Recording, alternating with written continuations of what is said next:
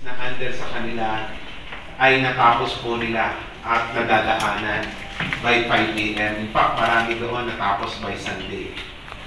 Bukas na, nadadaanan by Sunday. So, noong Monday talagang completely passable lahat ng projects na under ng hindi rin po ito proyekto ng MMDA. Kung hindi po ito ay private company or privately owned project na ating pong pinayagan pero hindi natapos. Project ng MMDA, marami po kasing nagsasabi na project po ito ng MMDA. Hindi po ito project ng MMDA, ito po ay proyekto ng isang telecommunications company. Tayo po, pinapayagan natin yan kasi kailangan po yan para bumis yung ating internet services. Alam naman po natin sa buong mundo, isa tayo sa hindi mabilis.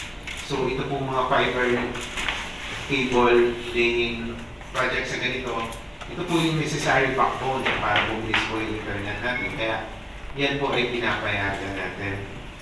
Paano po matatabunan kaagad at tapos, disregarding na po yung project, ang primary goal po namin ay matakpan at madaanan yung pong karsada natin para hindi na po mag-cause ng traffic sa mga darating na araw.